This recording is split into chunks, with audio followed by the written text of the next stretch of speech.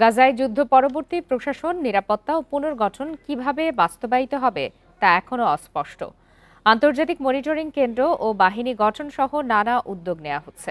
তবে হামাসের অনড় অবস্থান ও ইসরায়েলের শর্ত আরোপ চুক্তি বাস্তবায়নে বড় চ্যালেঞ্জ।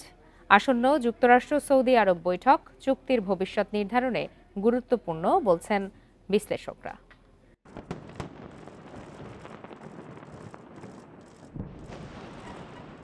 গাজায় যুদ্ধবিরতি চুক্তির দ্বিতীয় ধাপ বাস্তবায়ন প্রক্রিয়া নিয়ে এখনও নিশ্চিত নয় যুক্তরাষ্ট্র ও মিত্ররা। যুদ্ধ পরবর্তী গাজার প্রশাসন, নিরাপত্তা ও পুনর্গঠন কিভাবে হবে তা নিয়ে কোনো সিদ্ধান্ত নেই।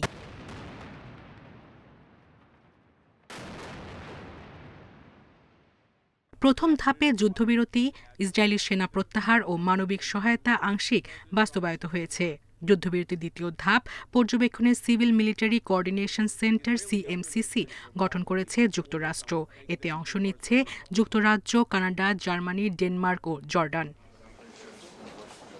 মার্কিন পররাষ্ট্রমন্ত্রী জানান, আন্তর্জাতিক বাহিনীতে মার্কিন সেনা থাকবে না, সেখানে থাকতে পারে মিশর, ইন্দোনেশিয়া ও উপসাগরীয় দেশগুলোর সেনা।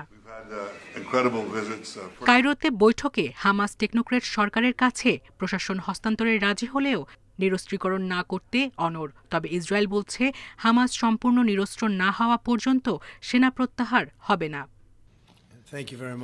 এদিকে রাফায় প্রথম পুনর্গঠন প্রকল্প শুরুর ইঙ্গিত দিয়েছে ট্রাম্প প্রশাসন। অবশ্য ইসরায়েল নিয়ন্ত্রিত এলাকায় উন্নয়ন শুরু করলে আরব দেশগুলোর সমর্থন হারানোর শঙ্কা রয়েছে।